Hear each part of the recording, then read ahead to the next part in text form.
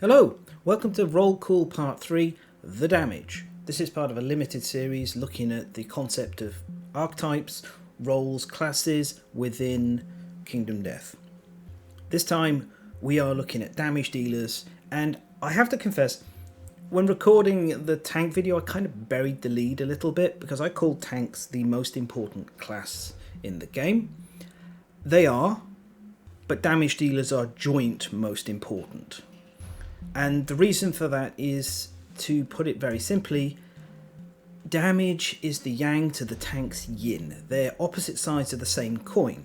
Tanks exist to hold the line, to prevent the monster from reaching their victory condition, whereas damage dealers exist to push the team forward towards the survivor's victory condition.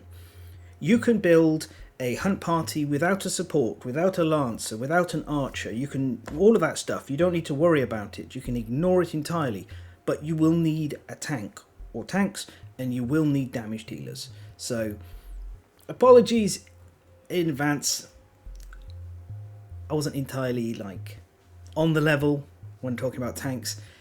In my defense, a big part of the reason for that is I want people to prioritize who's going to play the tank when they pick who are playing the roles. The first decision should be made that who's playing the tank, because it is a kind of joyless experience at times. It takes a certain type of individual, and it isn't as much fun as playing damage dealers. So that's my reason for putting tanks first, for prioritizing them, and for hitting so much importance on the tanks. In truth, I think damage dealers are every bit as important as tanks.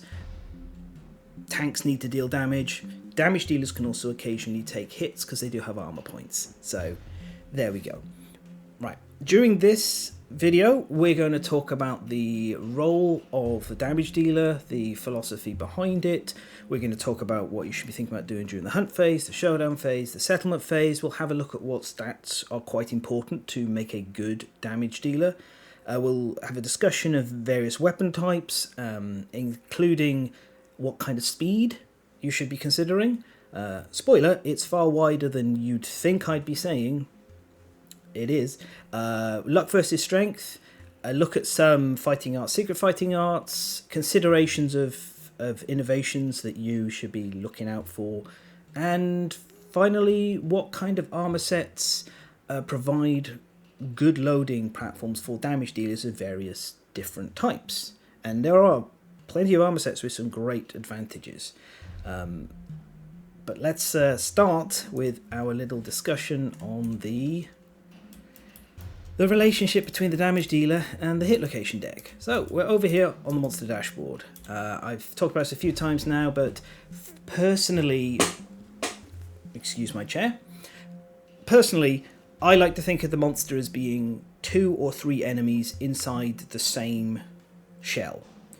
Or if you want another way of thinking about it, there's 2 engines here, and then the miniature and the various traits and moods provide the framework for the chassis that the monster drives around in. Tanks, they focus on the AI deck, which is, at least at the start of the showdown, the most unpredictable of the two, because you don't know what the exact makeup is. Not only is the order mixed up, but also the exact makeup of the various cards that are put in there is randomized as well. So that varies from one level to the next. Hit location deck, on the other hand, tends to be very consistent in regards to its contents, but it actually experiences a lot more randomization during the showdown. And because of this, and because also the hit location deck is a way that the monster scales against survivors, and it acts as the tank barrier between you and removing cards from the AI deck or dealing life wounds, it is way more complex. And I'm just going to say it here, okay? Anybody can be a damage dealer. Okay, it's not hard. You grab a weapon, you roll some dice, off you go. Very low skill floor, very easy to get into. To be a good damage dealer is the hardest thing in the entire of the game. There are so many things you're having to think about and deal with. You are shouldering the whole load of victory on your shoulders at times. You're bearing that entire load. It is a lot. And Also, because you're dealing with a reactive foe that scales with the more hits that you cause and doesn't always do things. Sometimes it does things, sometimes it doesn't, sometimes it punishes you, sometimes it punishes others, sometimes it provides opportunities and benefits. Because of all of that, you've got so much you have to think about in regards to just when you're attacking, what kind of weapons you're going to be attacking with, although you'll decide that when building your loadout rather than during the showdown most of the time. We'll talk about paired weapons. You might be interested to learn about my changed philosophy on them a bit later. Anyway, my whole point is, as much as I prioritise having a tank player as my first thing, is to find somebody who wants to be the tank player, I want my best players to be on damage. It's not going to be me. I'm a fine damage dealer, but I am also very prone to that click the shiny button because it's there syndrome, where just because you can click something doesn't mean you should. Just because you can roll dice to attack, maybe you shouldn't. So while I know, like, in principle, in strategy, like there and then here outside of the game, I'm prone to making mistakes on damage in the moment. It's my weakest area. Researching for this, writing for this, practicing for this has helped tighten that up a bit. I've come to appreciate, taking a step back and understanding a bit better those moments where maybe the right move is to not do anything at all. So that's kind of the general overall introductory philosophy. You have the most difficult opponent to fight against. You have an opponent that could punish not just you, but others, and can sometimes blank your entire attack and re-stick a whole load of hit locations back in, which, let's talk about the trap for a moment. The trap is definitely a punishment, for sure, and it adds extra randomization and chaos to the hit location deck, for sure. But it's also an opportunity. It's a chance to get hit locations back into the deck. Now, sometimes they're hit locations you don't want to draw again. That sucks. But sometimes they're hit locations you want another go at. So my point is, don't be afraid of the trap. Okay? Traps happen. It's got to happen. Very rarely will it not happen. If you've got a incredibly controlling playstyle with low speed and a lot of hit location control, you can usually push the trap so far away that you're going to kill the monster before the trap card resolves. But we'll talk about that when we discuss speed playstyles. Regardless, the main thing and the most important thing I think to hold in mind in general terms is there is a cost every time you draw a hit location card. Now, sometimes that cost is the reaction.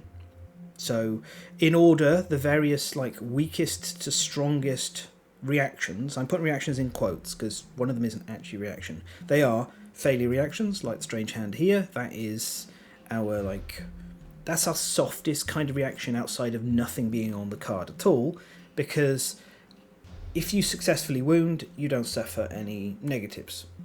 Next up from that, we have wounding. Now, wounding reactions do punish you for successfully wounding, but an important thing to note is that the monster typically has less overall hit points than a party of survivors. Now, it makes up for that by having scaling damage, by not having to roll for toughness, etc. But essentially what it means is if you trade a few armor points for a wound on the monster, that's absolutely fine. That's great. You've scored the wound. Reflex reactions, similar thing, except they will punish you for failure and success. And then right at the top end, we've got the this always happens kind of ability. Sometimes that's like a toughness modifier to the monster. But they're the really, really scary things. Then we have critical wounds. Critical wounds, you can build to try and score them. They're generally really good. There's very few monsters that punish you on critical wounds. Most monsters have critical wounds as well. For example, like the white line you can see here, this will even turn into a persistent injury, which can blank some AI cards, which is fantastic, and offer other bonuses like Trading a survival to gain a permanent +1 strength. Freebie, do this. Do this if you're a damage dealer, do this. Like, +1 permanent strength is great to get here in this situation.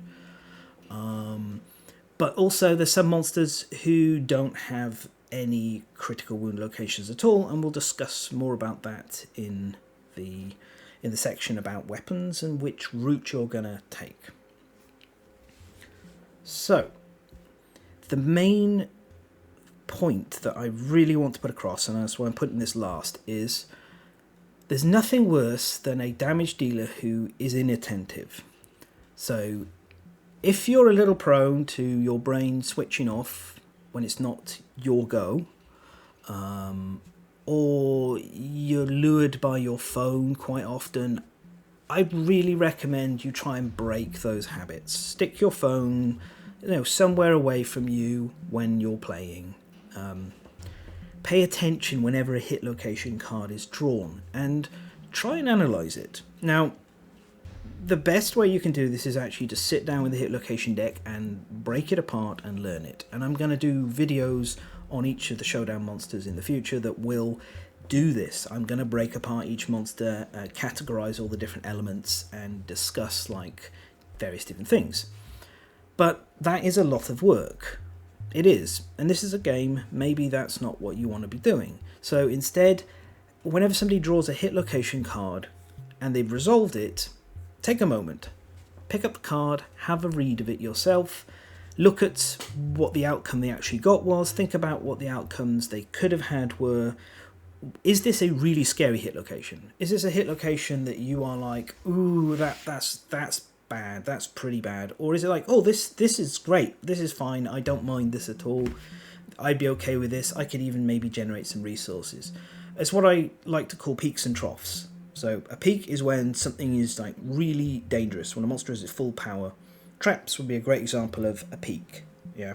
And then a trough is something which is quite a soft location that provides opportunities for you. And hit locations work like that. The better you get used to these peaks and troughs, and the more familiar you get with a monster's specific hit location mechanics, the better a player, a damage dealer you'll be. And also, other players in your group will really come to appreciate it because they can turn to you and say, hey, should I attack now? Is this a good moment? What do you think? And you could look and go, well, these cards are in the discard pile, so there's this much like traps getting close. We really need you to keep on your feet, etc. If you can provide information, if you can be somebody that people rely on in respect to the hit location cards, then other players are going to be able to concentrate on other things, and they're going to appreciate it, and you're going to bring together more of a collaborative team effort rather than one person quarterbacking the whole thing. We'll talk a bit more about that in Showdown, but that I really wanted to stress more than anything else is this is a hard job. This is definitely the hardest part of Kingdom Death. A bad damage dealer will make the game feel completely random because garbage in, garbage out. If you're just wildly hacking at the monster is going to wildly react at you. So that is something to avoid. That's something to be cognizant of. I love a smart thinking damage dealer. They're such a joy to play with, and it takes a lot off.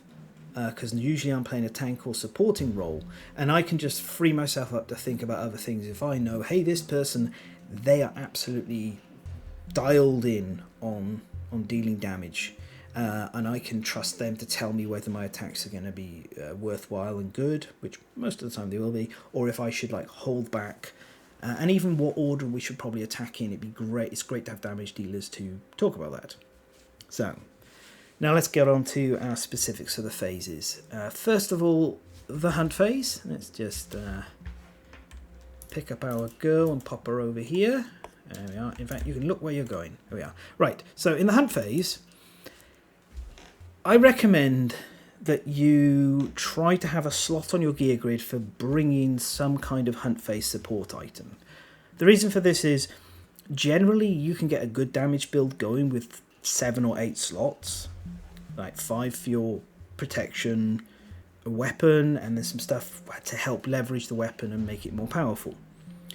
That's a bit of a contrast to tanks, who tend to hold not one but two weapons because they want their shield and then they want something to actually attack with, because if they're sitting there not doing any damage at all, it's kind of not great. And also, usually getting monster grease online takes a fair bit more work to get that full extra evasion. So if you're able to squeeze a slot in for something like a whip or a sickle or a pickaxe, reverberating lantern, manhunter gear, etc., something like that, it is of great benefit to everyone else. And damage dealers are like the primary way of creating more resource value outside of just killing the monster. In fact, without damage dealers, we're not getting resources at all. So this is another area you can help out with. The other thing, your armor points, your durability, that's a bit more expendable. You do need armor points and durability because you're trading them for reactions to deal wounds, but the tank really needs to try and protect as much of themselves as they can through the hunt. So in situations where maybe you're like, oh well, somebody, we can choose who's doing this, the person might take a bit of damage, you can often volunteer yourself, especially if you play at a longer range, because you're using reach weapons or a bow. Yeah, that's just something to think about. So the hunt phase, obviously, a lot of the time it's arbitrary what's happening to you. It's meant to wear you down on the way into the showdown. It's the dungeon crawl portion of the game compressed down into a little track. But when you do have choices, it's quite helpful to sort of step up, and as there's often 2 damage dealing types, sometimes even 3 within a group, just sharing the load around could be done as well. Right, then we get on to the showdown itself. So my first thing goes back to what I was talking about with the hit location deck. That is, pay attention. You are very much the playmaker. You're the team leader. You're the person who should be keeping in your mind about where we're going to successfully kill this monster. And as I said, that's not an easy job. But if you take the position of that, or you share that position with another damage dealer, things are going to get a lot easier for the others. And as I said, make hit location decks your thing. People will be incredibly grateful for that. Now, the really tricky element of Kingdom Death is actually figuring out what turn order the survivors should be going in. Because the monster behaves in a reactive fashion, where it is at the start of the survivor's turn is not where it might be at the end of the survivor's turn. And as a damage dealer, you're one of the primary causes of generating that. And so once you get familiar with how monster hit location reactions occur, you're able to give people better information. I have the white lion down here because this is just a classic simple example. If we were fighting and we're all in these positions and we got our 3 damage dealers here, this is an archer support, and here we have our 2 other damage dealers. If we're at the start of the turn, the white lion has a lot of hit locations that cause it to run forward and grab, and our tank is right in front of the white lion here. So we would probably want to communicate with our tank and say, hey, you may want to take a step to the side, or maybe to the side and back, before we start attacking. And you may even want to tell them, and please don't attack, because if the monster runs you over, then we're going to have to spend effort and survival getting you back on your feet. Again, like, I play tanks a lot, and sometimes I foolishly swing when I shouldn't. And that's why it's pretty good to have a reach weapon on a tank, because if they're able to step like this, then they can like diagonally attack and not worry about running forward. But this is a particular thing that the white lions do. They run forward and grab and maul things like a big old kitty. So that's just a specific example. You also want to coordinate with your fellow survivors. It's actually a lot of movement to get around someone who's in the way. If we were here, where the bug patch is, and we wanted to get around Alistair for whatever reason, let's just put Lucy here, and we wanted to get to this spot. If we're here, we'd have to go 1, 2, 3, 4, 5. That's all of our movement to get around to this spot. maybe if we're further back and we don't have that much movement, we can't get to the blind spot at all. So coordinating on positioning, maybe Alistair's able to like, oh well, I got a reach weapon. I can step back and attack from here, or I can attack and then move. These are the kind of things where if you're able to discuss and talk about what people want to do and lead the momentum forward in regards to the showdown, you can really help out. Likewise, thinking about reactions and positioning of the monster can matter, because, for example, in this situation here, if we just move, say, Alistair to here for a moment, stand on the bug patch, buddy, and we consider the possible attacking order for these three characters, if Alistair went first and attacked the white line and it ran forward, it would end up down here, and suddenly everyone else would struggle to reach it.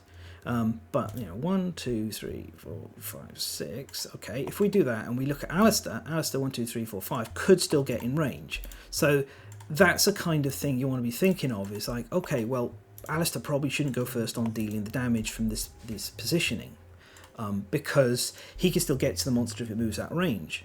And then you'd be looking at, well, does Urza have, I don't know, something that she can use in a support matter? If so, then maybe Lucy goes first, and you don't worry if Urza with her bow isn't able to attack because she can do something more. She also has a little bit more range because she's on a stone face. Those are the kind of things you want to be thinking about and considering, and it can make a big difference. Right, and while we're still on the topic of positioning, there's another thing I do want to talk about in respect to this, and that is getting isolated. So, the monsters are designed to scale against 4 survivors. They have a big scary AI card, they have a bunch of reactions as well, and sometimes you do get isolated. These things happen. White line's a great example of it, and if that occurs, 1, 2, 3, 4, so say it's happened and the white line has run over Alistair and he's been knocked to here. Let's just, there we are, knock him down, boom. Now, this is a scary, dangerous situation where potential player death can happen. And there's not a lot you can do about the occurrences of it. If the dice land that way, if the cards land that way, it is what it is. But what you can do to handle it is be smart about the way you deal with it, your reactions. Now, this again is where a more experienced damage dealer can change things to help themselves a little bit better. And for example, here in this situation, Zachary is our tank. He's definitely out of position, for sure. Alistair isn't too far isolated. So let's just say somebody encourages him to his feet, seems wise, and now he has a decision to make about what he's going to be doing. Just attacking the white line here is potentially very dangerous, because the white line could grab again and pull him even further away from everyone else, and then that situation could continue and we could end up with the white line up here, out of the way, with Alistair, and he's 1v1 versus a white lion that is not close to dying, but Alistair could get dropped at any point. So that is something you want to avoid. As a consequence, you want to have a quick think once you are up. Like, do you want to get up at all? That's the first thing to think about. Is it maybe better to pass your turn lying on the ground, not being a threat? Depends on the monster, depends on the AI cards the monster has. You can talk to your tank, they may be able to give you some good answers about the odds of the monster mauling you for being on the ground or ignoring you and coming back to everyone else. If there is a danger, well, you're getting close to your feet, and we got a bunch of choices. We definitely don't attack immediately without moving. We should move first, and then if we're going to attack, we attack. And in this situation, we would move around to the butt and attack here, because if the monster grabs, it will drag us back into the group. We do have another alternative option. We could make use of terrain. So here, if we look at tall grass, you can make sure you're not a threat until you attack or move out of the space occupied by tall grass.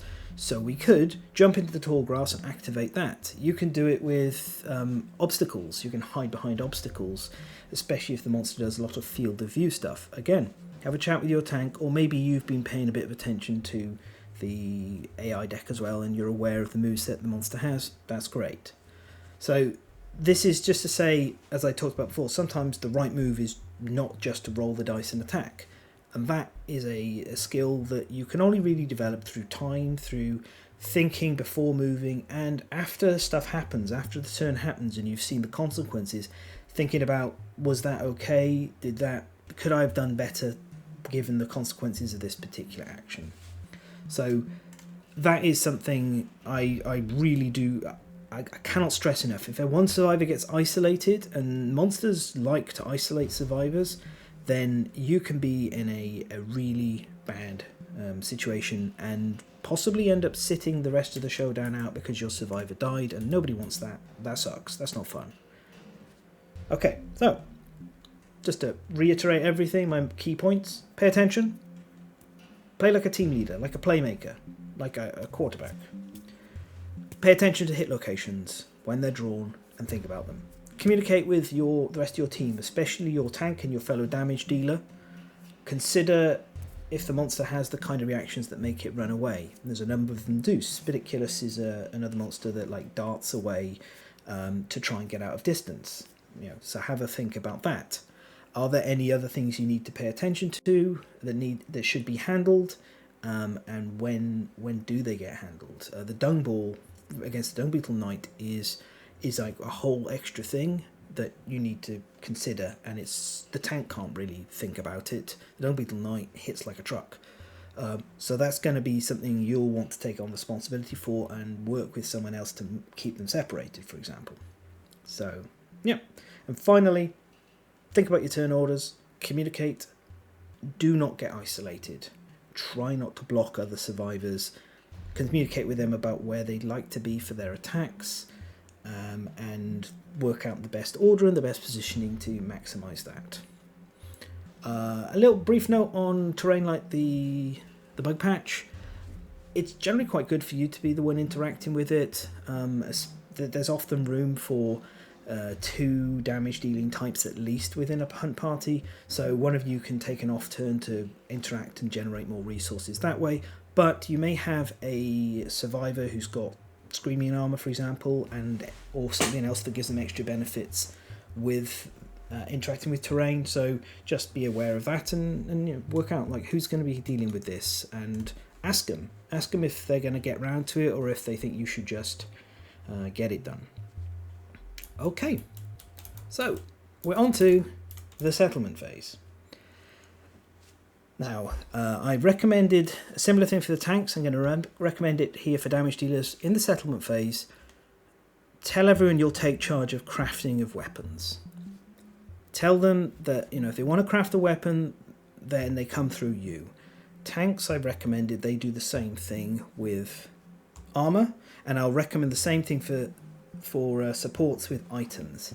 Once you've got an area of the settlement phase that you're the lead on, it increases team collaboration, it promotes interesting discussion, and also it reduces that quarterbacking syndrome where everybody sits there while one person makes all of the decisions. That's not fun. It also helps minimize the analysis paralysis or fear of making a wrong choice that can happen for newer players, because they're not handling everything if they're just thinking about one area. So make weapons your entire thing, and be aware the tanks are going to want to prioritize getting a shield, and you really want that. The first shield, just get it for them. Push towards getting it, because tanks should be trying to complete that. The other thing to pay attention to is over here, which are innovations such as nightmare training. Learn and keep an eye out for these opportunities that generate various different ways of strengthening attacks and also helping with weapon proficiency. Make guiding people along with weapon proficiency one of your things. It's a very engaging way to play. It's a difficult task. Generating complete weapon masteries is always a huge boon for the settlement. And in particular, Fist and Tooth is the one that should be your first port of call. Tanks should be doing that, shields, you should be doing Fist and Tooth, And if there's any lancers, they should be doing spear, and then otherwise there's a lot of flexibility. But yeah, look out for things like family. Family is a really good way of saving progress. You only get half of your progress saved, but making a couple of kids with your weapon master, well not weapon, yeah, with your weapon master, but even just your like 7 proficiency, 5 proficiency survivor is great. If I remember correctly, odds is the better place to have the kids on because you'll round up the proficiency. In fact, you know what? I'm going to pause for a moment and check I'm right. I wasn't, and I'm glad I checked. You round down, so that's the other thing to think of then, is to pay attention to having kids when you're on even numbers, because it's a little bit of a waste to do it on odd numbers, unless you need the population. Yeah, so there we are. And it just goes to show, you can't hold everything in your head. I keep thinking of rounding up, and it's not, it's rounding down. Okay. Let's talk about survivor stats. So, I've actually remembered to get a character sheet this time, and I've put the numbers on to list what I think is the personal priority order. Number 1, movement. Movement's the most important stat for every survivor type. Movement, more movement you have, the more spaces you can reach, the more things you can do, just the better off you are. You can be safer as well. Dash cancelling is a lovely thing. Monster targets you, comes after you, you dash during the flow step, and if it doesn't reach you, boom, you're safe. That's a great way of negating attacks as a damage dealer. Really good. Next up, luck. I rank luck as the second most important stat because it's quite hard to get. Luck is very powerful, with the exception of certain monsters like the Butcher, who no-sell by not having any critical wound locations, or just having one. Furious Scrag. Luck is very, very, very, very powerful. Again, though, it's very hard to get, and we will talk about the luck versus strength thing in a moment. But, if you have a survivor who is born or gets +1 luck by some chance, you probably want to slot them into the role of being a luck-based damage dealer. They're going to excel for you. Normally, you can stack to about 30% reliably via gear. That's a deadly weapon plus lucky charm with 2 blue affinities plus your natural chance of wounding on 10. So, any extra luck, you should be prioritizing getting that onto a luck orientated damage dealer. You don't really want luck sitting around on your support or your tank. You want to be generating resources. You want somebody who's swinging and attacking a lot, and luck helps keep you safe. Then we have strength. Strength is our general stat for scaling against monsters. Weapons provide a lot of additional strength. We can get extra strength through other items and even through some armor set abilities. So it is, for me, the third most important. It goes ahead of accuracy in slot 4 for a key reason. Because of the way the reactions and trap and everything exist within the hit location deck, missing is less punishing than hitting and failing to wound. So I like accuracy. I'm never going to complain about accuracy, but if I'm looking at a weapon and I see low accuracy, high strength, I much prefer that over high accuracy, low strength. And it's the same for survivors. Accuracy, I would want, like, if I had a choice, I would pick accuracy behind strength. Then we have speed. Speed so far back, not because it's bad, it's not. We're actually going to have the speed discussion in a moment, but mostly because it's hard to get, and speed is a really skill-intensive part of the game. If you have extra speed on a survivor, fantastic. You probably don't want to have them using slow weapons, though. You want to take advantage of that. And finally, we have evasion. Evasion is the least important stat for damage dealers, but a quick note, the first few points of evasion that you get are really resource and slot efficient. Now, in practical terms on the Showdown board, 10% is 10%. That's, it is what it is, that's absolutely fine. But occasionally, you are going to be taking hits, and if you can get evasion in via a very efficient manner, then it can be beneficial. Now, what I mean by this is, you can consider evasion in 2 ways. In absolutes, monsters' attacks, 10% chance each evasion point, 10% chance of increased missing. Yeah, fantastic. You can also think about it in terms of resource and slot efficiency. And if a monster's hitting on 2+, it has a 10% chance of missing. If you get 1 evasion, it gets a 20% chance of missing. So you have doubled the chance of it missing from 10 to 20%. That's doubling. And then if we go to another +1 evasion, a 1, 2, 3, now the monster we've gone from 20% to 30%, which is actually only a 50% increase. So this is it is a tiebreaker consideration. It's not something you super need to worry about, but if you are down to your last slot and you're looking at, say, a monster grease versus something else for some extra survival or something like that, you can think about how efficient is this point of evasion for the slot. Like, is filling up this slot giving me a lot of benefit? And that can definitely play a lot, especially when you're looking at early game, when you've got Rawhide, which gives you a point of evasion, and you even have the ability to dip into tall grass quite often. So it's something I like to talk about because it's interesting. It's, to be completely honest, I only talk about it really because it's interesting how there is this reduction in increase compared to it when you look at it from one particular angle. On the whole, though, evasion, least important, but you may have a couple of points anyway if you've taken Survive the Fittest, if you're wearing Rawhide, so you might dip into becoming more of an off-tank, an offensive tank, by grabbing a Monster Grease, especially in the early game. So that is just, it's not like evasion is terrible. Evasion has its uses.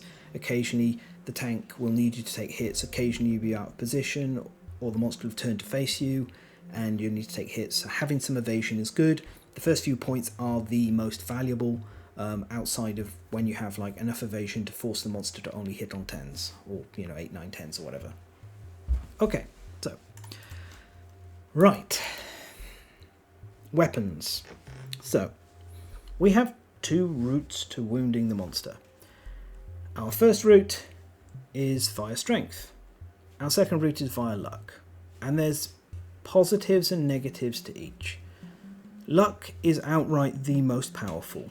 Luck allows you to bypass the wounding process, the reaction portion of it, and you go straight to the critical wound. Critical wounds can generate resources. They can give monsters debilitating stats, knock the monster down, give it permanent injuries. They are amazing.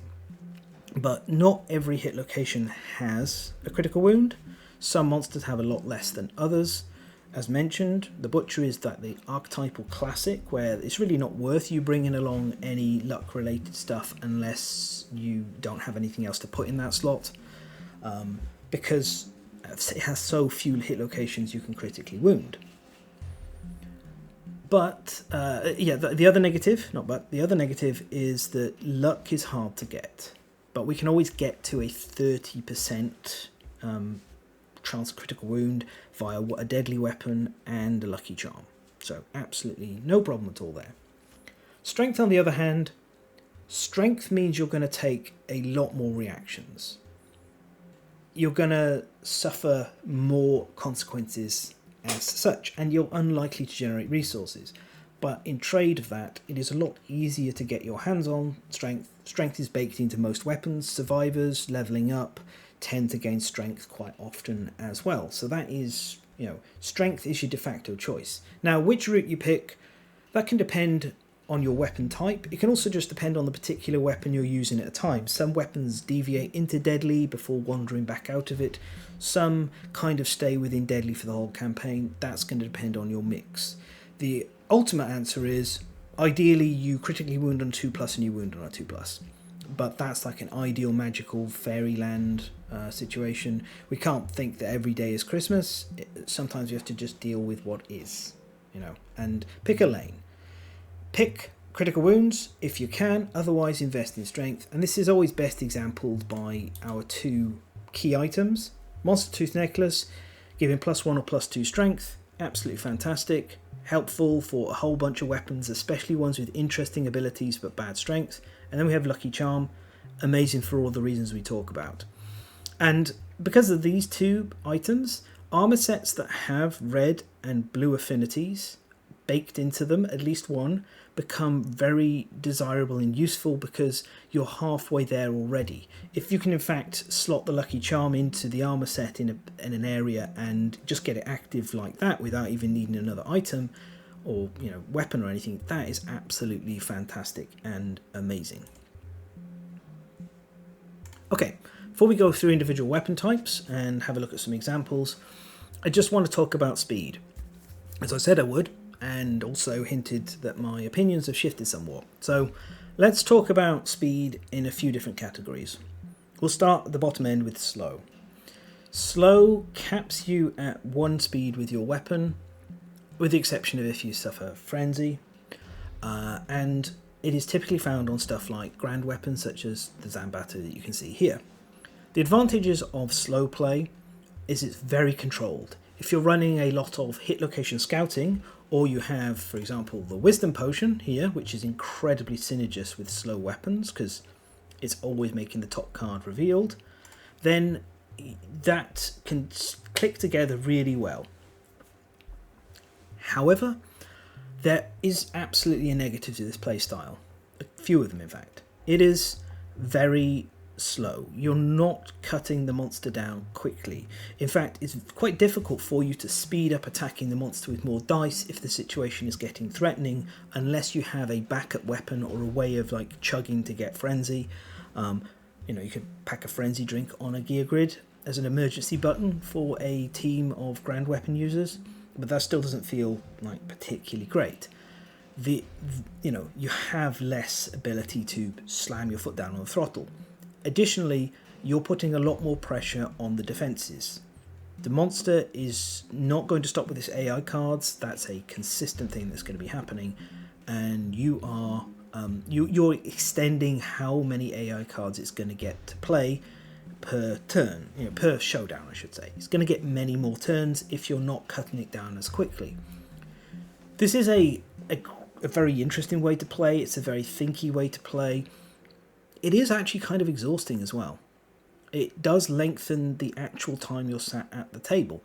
I don't run pure slow strategies because of that. I'll put a slow weapon on a tank if I'm putting it anywhere, and otherwise I tend to avoid them these days unless we have a wisdom potion and with high synergy. So speed 1, very controlled, very measured, and often the weapons that have 1 speed are quite accurate as well. So that's all the benefits, but the downsides are it is slow, it is ponderous, it does take time, it puts more pressure on your defenses. 2 speed, that's your default. Okay, I don't have too much more to say than that, other than it's, you're going to get 1 hit 50% of the time, 2 hits 25% of the time, no hits 25% of the time. It's a reliable way of securing at least 1 hit, but the variance is a bit higher.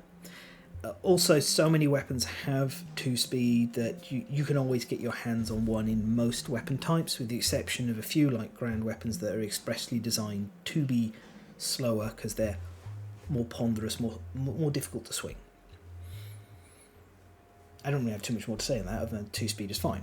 3 speed, this is the beginning of the area where I'm like, if you're a newer player, 3 speed is about as far as I would recommend you go until you're comfortable with your attacking. It isn't the stop point, but, and we got a lovely example here, if you have a weapon with good strength, and this weapon has good strength, then you can run at higher speeds. And it's actually quite nice to run weapons that not just have higher strength, but they kind of have not such a great accuracy, but they have multiple dice for attacking with. That is because you're not going to get the maximum hits too often, but you're generally going to secure 1 or 2 hits, and that is quite good. And you've got a little bit more control over accuracy because you can dip into the blind spot and improve the situation as well. So it's all 3 speed. I think is a perfectly fine number to be attacking with, as long as your weapon isn't like a bone dagger, because bone dagger's 1 strength. Just that ain't cutting it. That's not good enough. No, thank you. Need to be strong to wield that kind of weapon. Yeah. The other thing that as we get into 3 speed and now we're moving towards 4 speed is it's more fun. Rolling 1 dice is not fun. Especially because you're putting everything into that one dice, and if you roll a miss, it feels like a complete waste of time. It does feel bad. You don't get to hear the dice clack against each other. Even if you use a dice cup, one die in a dice cup isn't like super exciting compared to 2, 3, 4. I get it, and higher speeds are fun. So now as we move towards them, here we go. 4 speed. Let's talk first of all about paired in respects to 4 speed and higher. I used to be big against paired, and I forced myself to play with it more.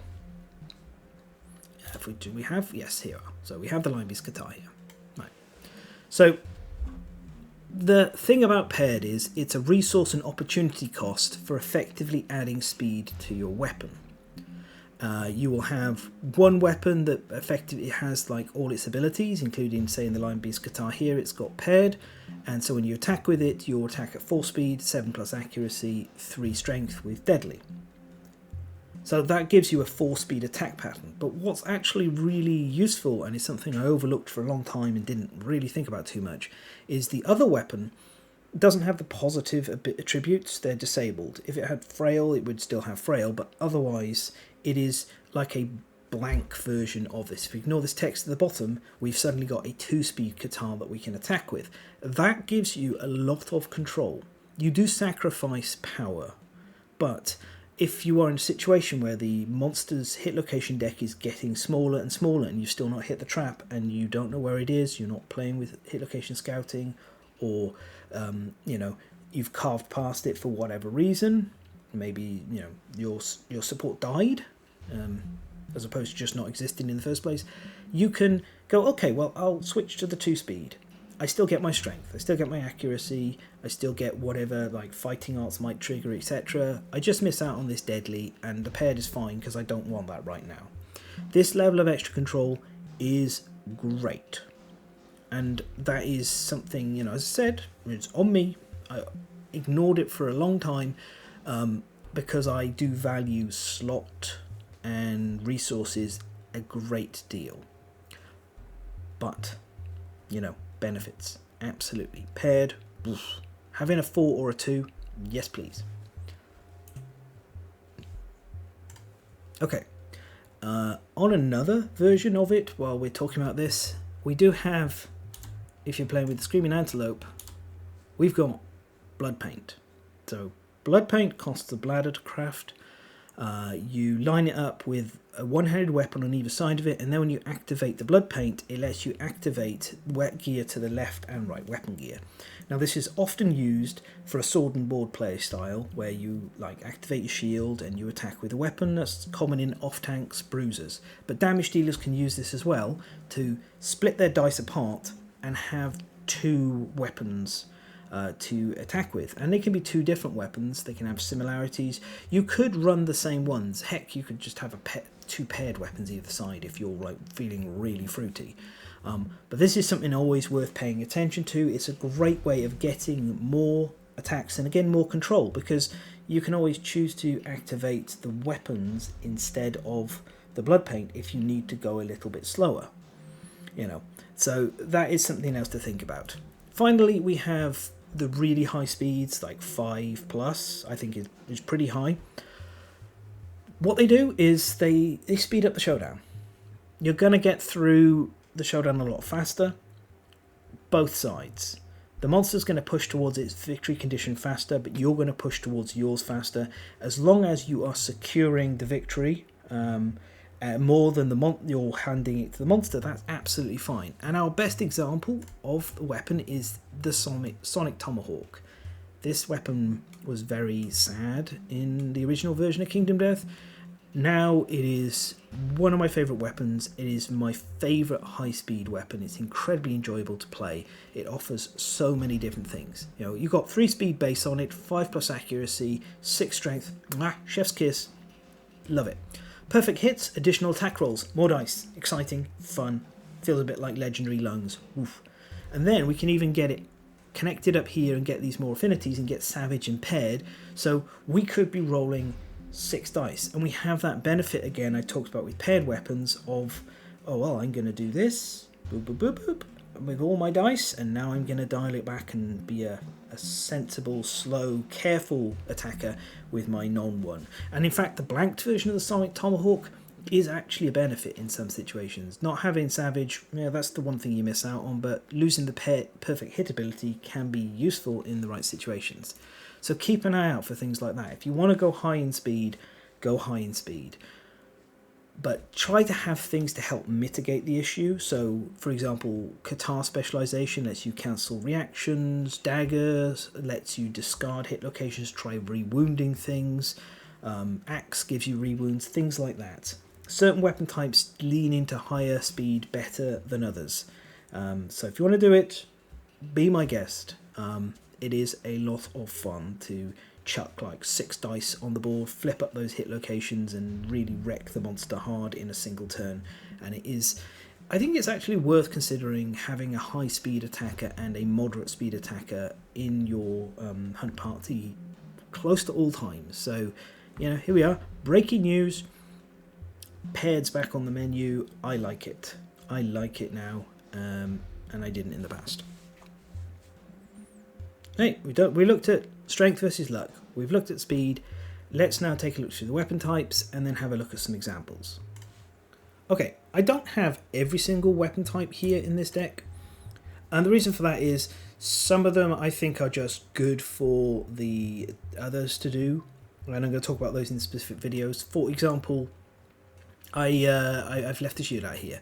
But we're going to start with the most important mastery.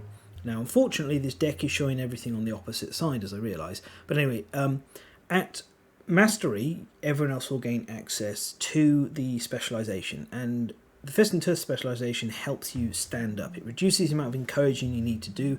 It keeps survivors up and in the fight longer. This is your number one priority. This is what you should be trying to get done. Once this is done, you branch out into other weapon types and have some fun, and we'll discuss all of them, but I wanted to talk about this first. And I'm also going to pause this video and rearrange these decks, so we can look at all of these cards individually. Alright, boosh, there we go.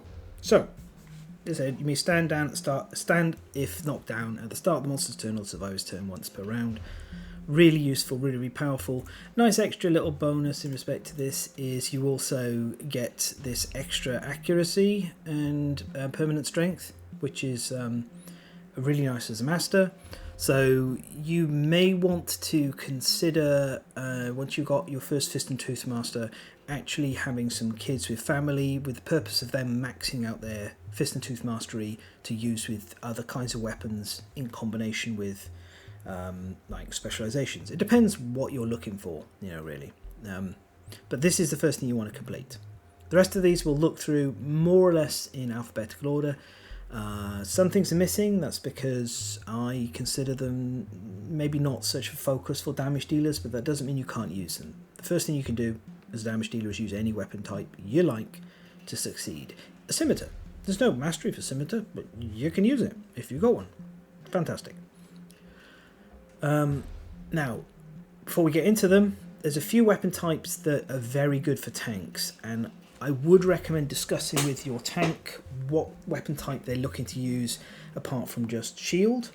And, you know, once they've completed shield, or heck, if you've taken over doing shield instead of them because you've got like a good offensive attacking shield, knowing what they're going to try and complete is pretty helpful, and they're a little bit more restricted in what they're going to use. Typically they will consider axe, club, katar, or maybe spear, or sword, or grand weapons. You know, those are the usual kind of things they consider. They might run whips if they have a provoke whip and they're able to make good use of it. So just, you've got so much more flexibility in what you can use. Communicate with your tank and figure out from there. Okay, let's go. Axes. Axes, wonderful. You get there's some really good axes. There's great progression all the way through the core game. And when attacking with an axe, you get to ignore the first failure and attempt to select the hit location again. Fantastic. Also, you get this amazing ability that if you wound a persistent injury location, it becomes a critical wound, securing persistent injuries. fantastic, really great weapon type. Bows, they have this nice reroll any misses once at specialization, and they gain deadly 2 and you ignore cumbersome at mastery. I'm going to talk more about bows in their own video, because archers have a debuffing side to them, so they're going to get their own section. But bow is a perfectly acceptable way to play. It's a very safe way to play, and you can wear less armor, and you can easily hybridize into being a support as well when you've got a bow. So, cracking. Daggers. Daggers struggled for a long time, not because daggers as a proficiency are bad, but because they just didn't have the weapons to support the type.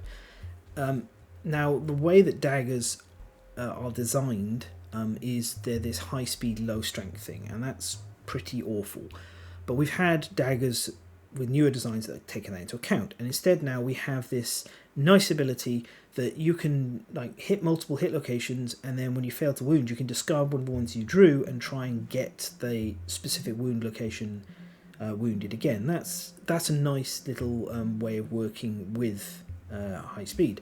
And then at mastery, you get the ability to spend survival to backstab specific hit location cards after someone else has attacked them. Really interesting, a little expensive, but if you have a lot of survival, it can be very powerful, especially against monsters where you really want to wound specific hit locations, like say Spidiculus's legs. So grand weapons first. Grand weapons, as mentioned with tanks, tanks quite like them, but they're also good for damage dealers. You get this extra accuracy, you can critically wound to knock a monster down.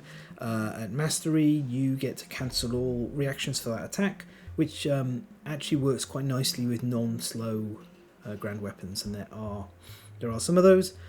Most grand weapons are two-handed, so you need to watch out for that. Same with bows. But otherwise, it's a perfectly acceptable and fine way to use to have as a damage dealer, and it can make you a great turn opener. If you have your axe before everyone else, you can smash the monster down, and others can take advantage of that. Guitars are great on damage dealers for the same reason they're great on tanks. Ignoring reactions. Cancel reactions on the first selected hit location. Powerful, very powerful. Mastery's not really something you super care about. It's nice, but you may find yourself moving towards a off-tank build if you're playing with a Catar Master. I was going to say Catar-mancer. Summons Catars from beyond the grave. So as a Catar Master, you're probably going to play a bit more of a hybrid damage / tank build. Spears, I will talk about in their own section, their own either video or portion of a video. Spears are amazing for dealing with the trap. That's what Lancers do.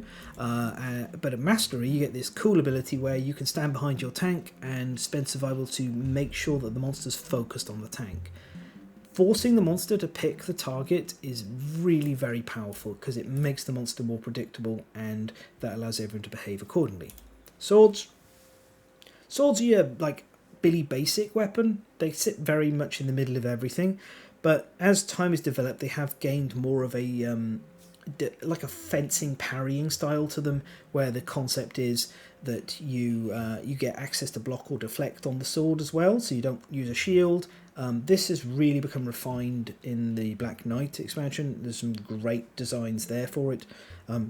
Otherwise, I hit my mic. I really like the specialization on this, because what you do is you've drawn your hit locations and you roll the dice and you get to line it up perfectly with the best result. If you roll a critical wound, you can pick the result that has a resource on a critical wound. Fantastic. If you didn't roll that critical wound, you can pick something else and have another go at hitting the critical wound. So that is really useful.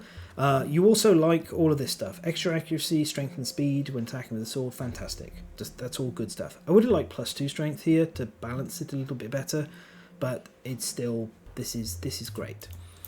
Whips. The only thing holding back whips is having a good selection of them.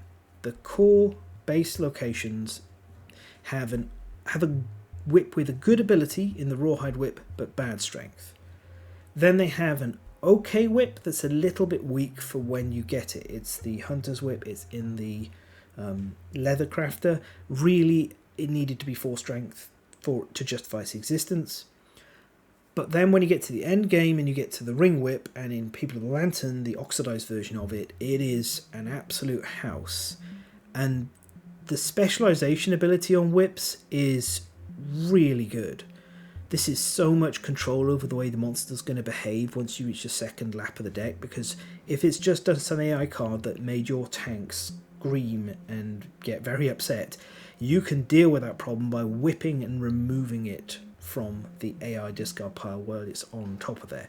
That is incredible. Removing really scary AI cards from the monster is one of the strongest ways to handle higher level monsters. This does that.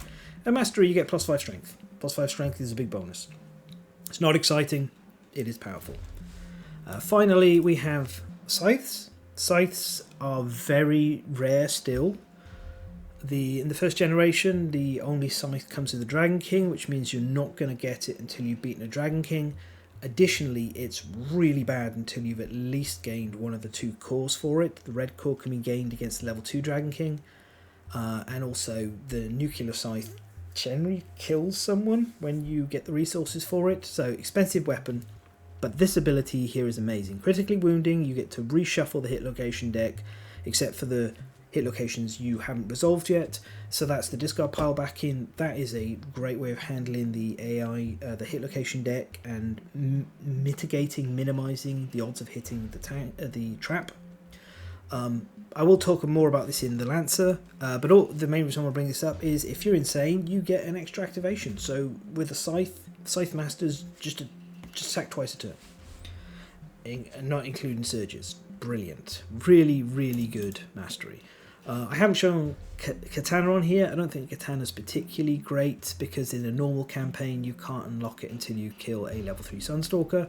I will talk more about it in People of the Sun, but it's just not a weapon type with enough support yet, but it may get there. Twilight Sword, same, I'll talk about that at some point. I think I already have done. Mainly if the Twilight Sword, it's good to use it with a armor set that allows you to move and attack. Okay, quick brush through some various weapon types. So in the Bonesmith, these are the 2 best ones, Bone Darts and Bone Blade. Gives you a nice early start on swords. I will note, if you are planning to do axes and you are not planning to hunt monsters with super dense locations for a while, Bone Axe can be a reasonable investment to get you going. I wouldn't touch the Bone Daggers, I wouldn't bother with the Bone Club, but these are your 2 choices. You definitely want at least 1 set of Bone Darts. It's so flexible, even not taking into account the White Lion, which punishes non-ranged attackers sometimes. Just having a set of Bone Darts is incredibly useful for such a cheap price, and they have good strength. It can be very helpful if you're out of range. You can still hit the monster a bit, so fairly decent. Weapon Crafter, I've just got the Zambato here. This is like the archetypal amazing like damage dealing weapon. Tanks also want this. Everybody wants this. Counterweighted axe is actually okay, fairly decent. Has some interesting stuff it can be used with as well. But I talked about that in the tank video. So just going to acknowledge that it exists. Then with Blacksmith. These are some of the real classics.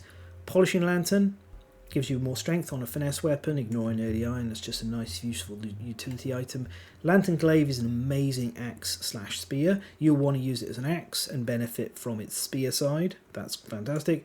Dragon Slayer, absolutely superb end game weapon for the core game. Brilliant stuff.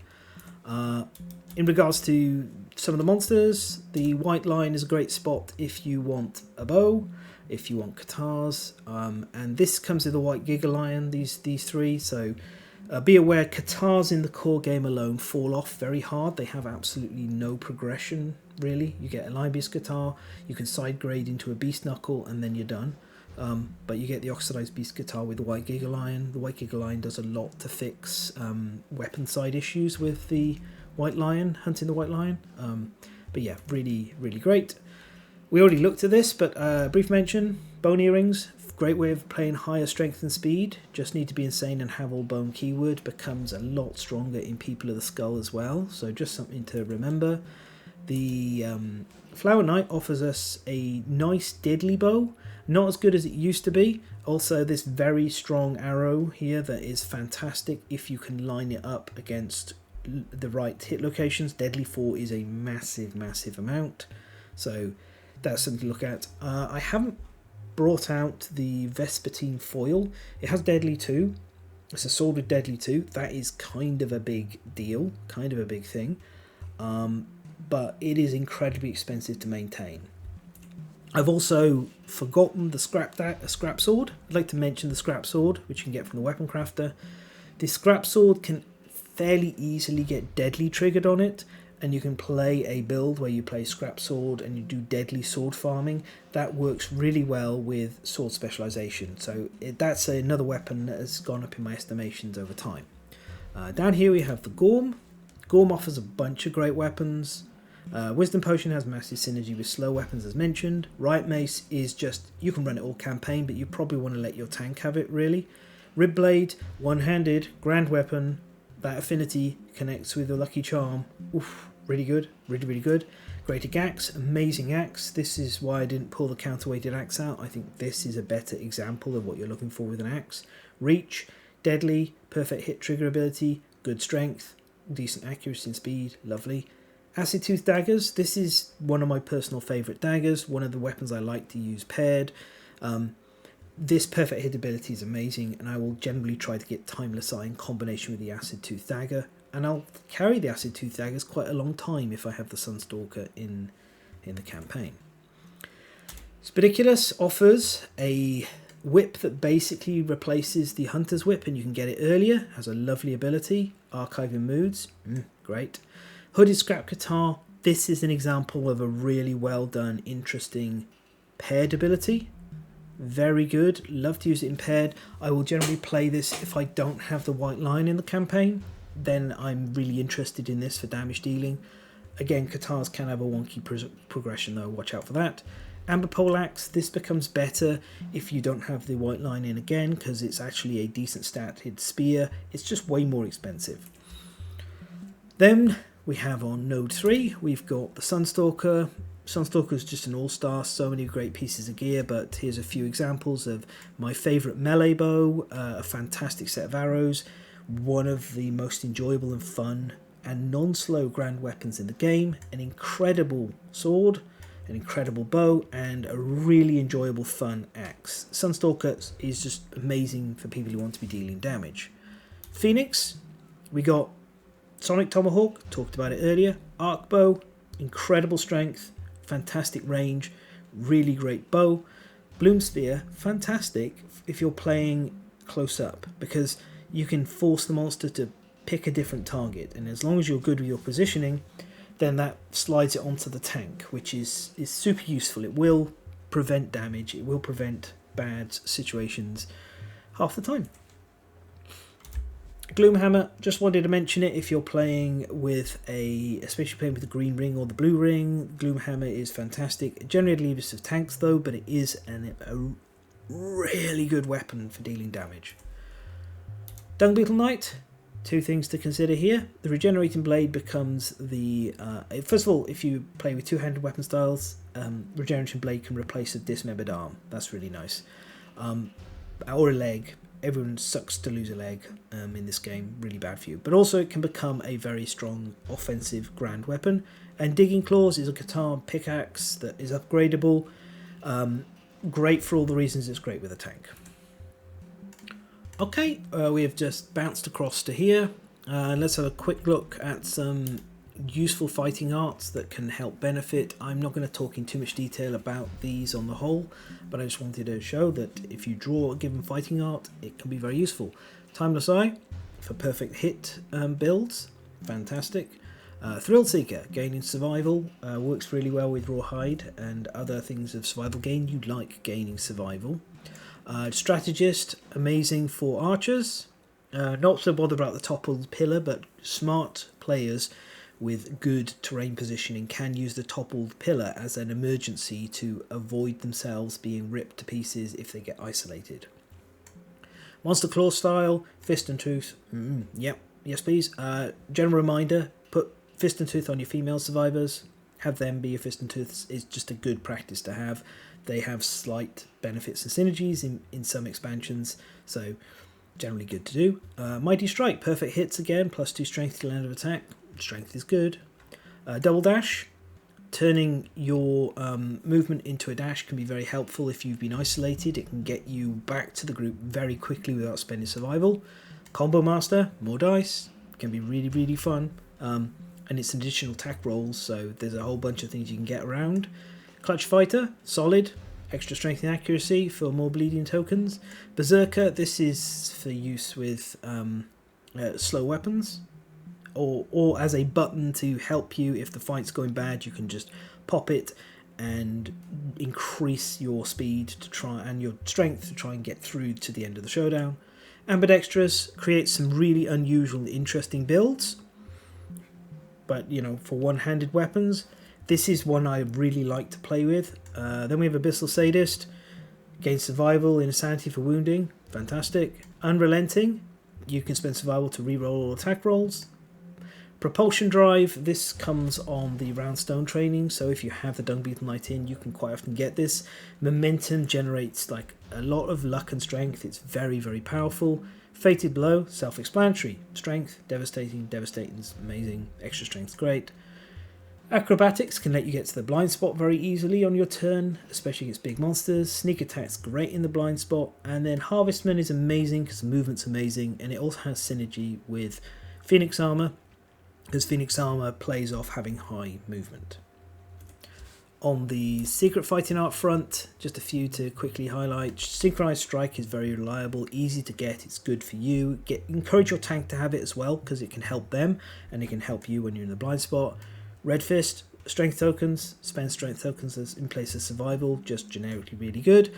Lucerne's Lantern is phenomenal for saviors if you want to play an offensive savior. If you want to do swords, True Blade, here it is, amazing. And then, as mentioned, Death Touch can't be used by males. This is one of the reasons I recommend female Sword and Tooth, Fist and Tooth users.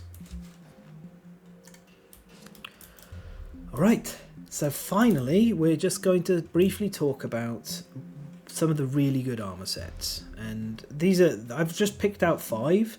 One of the nice things about being a damage dealer is you've got a lot of flexibility in what you want to use. You can, because you don't need as many armor points, slot together your favorite bits and pieces from different armor, and that can work quite well. But if we're looking at just pure armor sets to give you an idea of what's archetypally good, I've grabbed all of these. So to start with, Rawhide armor. Rawhide armor is good for tanks, it's good for supports, and it's good for damage dealers. What it provides for you as a damage dealer is blue affinity, red affinity, that like early point of evasion, which can help in the early game, armor points, a lot of armor points, and a huge amount of survival. You know, every single piece of survival has a 50% chance of refunding, and then that survival has a 50% chance of refunding, and that survival has a 50% chance of refunding. This scales across the whole campaign. The more survival you have, the more powerful this ability is. You'll find archers use Rawhide for most of the campaign in many cases because they don't need high armor points. You'll also find some damage dealers just choose to run shields to help their armor points so they can keep running Rawhide armor for longer. Leather armor generally lands within brawler territory, so not a lot to say, but this, like Ignore Bash and these armor points and the repositioning on the boots and the extra survival and extra insanity, they're all things you quite like. But generally, you'll be picking one of these up maybe because the tank's grown out of it. White line armor. So, white line armor has a lot of negatives. We're not going to dwell on those. What it has on the positives is it can help you take your katars and your daggers and turn them into really competent weapons. And additionally, it has a lot of red affinities, so it works with the Monster Tooth Necklace. And it has this monster movement ability via Pounce, meaning it works well with Reach. So you can use it with a counterweighted axe, you can use it with a variety of different katars, you can use it with a bunch of different daggers. And if you support the armor points with smart play and maybe a shield or something else, you can hold white line armor for a fairly long time. My favourite thing about it is if using it with a one-handed dagger or katar, because suddenly you can go from like 2 to 3 speed, and your +2 strength is a big deal, and it feels good. And White Line Armor is so close to being like a fantastic offensive set, but even outside of that, it has some areas where it's really good. Just be aware it's expensive and it will fall off quicker than many other armor sets. Dancer armor, I talked about this in detail elsewhere in the Lion Knight video, but you get tumble, that's nice, bonus for collision. This is the big thing, you get that extra movement after the end of your first attack. It lets you play very safe because you can run in, attack, and then dance away. It also works really well with ranged weapons because you can shoot and then scoot. The armor set itself provides a fair bit of additional evasion and a little bit of terrain control and some extra movement. It's just a very good armor set, and the only downside is those armor points fall off after a while. Phoenix armor, our first Node 3 monster armor set. Charge is the big reason you want to run this, but also it has +2 movement when you're insane, so this is really powerful. Phoenix armor is one of those premium reach weapon armor sets. Reach combos incredibly well with Phoenix armor and Dragon armor and White Lion armor, because it increases the number of spaces you can successfully achieve your attack with. Phoenix armor is one of the reasons I love Harvestman so much. That adds a ton to it. You can have very high movement. The negatives of Phoenix armor tend to be it's not got great affinities. Its defensive ability, which is spending a little bit of insanity to prevent a hit via the placard, the body piece, is great for damage dealers in particular, because just ignoring the odd hit here or there is very, very powerful and can make a big difference.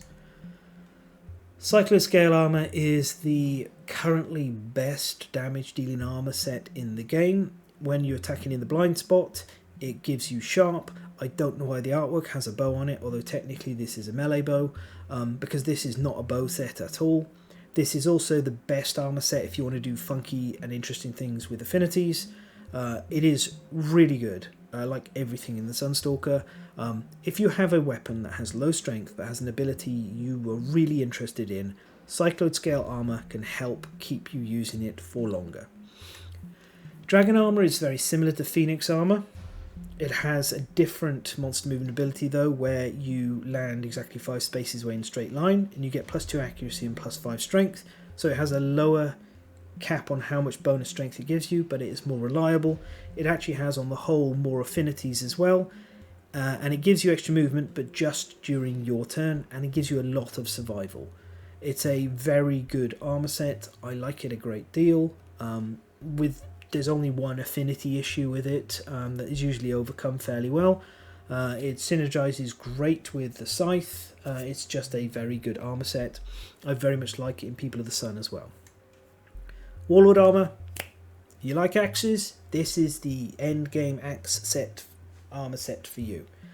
Plus speed, plus luck. When you critically wound, everyone else gets plus survival, +2 strength to land around. This makes you the opener. You're going to be the door kicker in every single round. You'll go before everyone else, crack in there. On top of that, it has the placard again, amazing. It has the Screaming Helm, so you can actually help with insanity losses as well as required. Very, very, very good armor set. I haven't put Brawler in here because while Brawler has a little bit of fist and tooth leaning to it, it's way more defensively orientated. So you can use it, but I prefer like Dancer and Warlord armor for offensive. Finally, we have Rolling armor.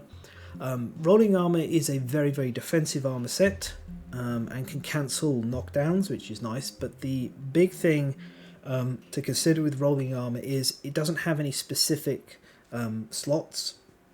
So you can wear whatever other armor pieces you want with it. So if you have a specific ability on one armor set from an earlier armor thing that you want to make use of, I don't know, like White Lion's Pounce, yeah? That's on the body piece for the White Lion armor set. You can pop it in with Rolling armor and have a bunch of extra armor points in combination with a very solid defensive armor set. The Rainbow Wing belt also provides a nice little bit of it rerolls on a 1 So you only have 1% chance of missing if you roll a 1 per dice on the 1. You know, if you roll a 1 and then you re-roll that and you have to roll a 1 again, which is a 1% chance of those two events happening in sequence. So that's the other thing. But ultimately, you're a lot freer in what you can do. You can play survivor types as a damage dealer that have very little armor, have a mixed up set of different pieces to put together the set of abilities you care most about. You know, you have a lot of freedom of expression, and as good as armor sets are, you can do a little bit more with it. So, but these are my top monster specific armor sets here: White Lion for early game, Phoenix, Dragon, Cycloid Scale. That doesn't mean other options are not good. And also, I would just briefly note that is it Silk Armor? Silk Armor is actually like a very interesting, useful armor set as well. It's just got some difficulties in crafting it, but it might be something as a damage dealer you want to work towards, because it easily gives you extra movement, and it can give you like bursts of extra armor points to help you out, and something that will flip the monster so it faces the other way. So that's just things to consider. In the Gambler's Chest, Crimson Crocodile armor is incredibly good for damage dealing. I prefer Smogsinger armor for tanks, and Death King armor is just amazing. So, here we are. Sorry, I need to take a moment. That is a bunch of stuff about damage dealers. Again, I probably haven't covered everything. I've followed all of my notes as best as I can, and this is a really complicated and difficult role to play well. There are better players than me at dealing damage out there in the content creation space. I've watched them, I've learnt from them. I also learnt a lot by going through this. So let's just finish this off with a few final thoughts. First of all, you have the most important role in the game, along with tanks.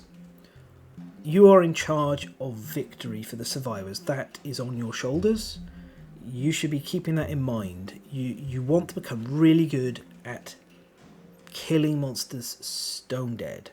That is incredibly useful and powerful. Learning hit locations, really important, so be alert, pay attention, be thinking. That is very key. Don't let yourself get isolated.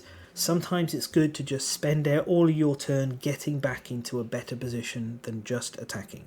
Think about attack orders, try and talk with people to see who should go when do you want your tank to behave, when do you want your support to behave, when do the two damage dealers want to go, do you have other hybrid classes who might be doing unusual things that you want to go before you. Be the playmaker. Talk about the turn order everyone's going to go in, what people want to do, be involved. On the hunt phase, try and pack an extra support item for the hunt if you can. Really great if you've got whip, because you've got a weapon and a support item in one. Whips do struggle a little bit though. They're not always great. In the settlement phase, take charge of items. And weapons. Take charge of crafting weapons. Say to everyone, I'll make the final decision on crafting weapons. Talk to me about it, why you want it. We'll work it out. We'll help, and I can and learn them. Learn the progressions. Learn the available weapons for the campaign, so you can provide suggestions to people who might be a little lost. And always pay attention to weapon proficiency. Get Fist and Tooth done. Look at your tanks. See if they're managing to get shield done. If they're not, see if you can help out in some way. There may be tools, items, weapons you can get that will help them succeed more. Finally, a lot of success is down to your initial building. So work out whether you want to be strength-based, you want to be luck-based. Aim for those. Focus on it. If you can do both really well, that's amazing. If you can only do one, well, that's fine, but lean fully into doing it as much as you can. Keep an eye out for useful fighting arts, items that provide extra survival during the showdown, things like that.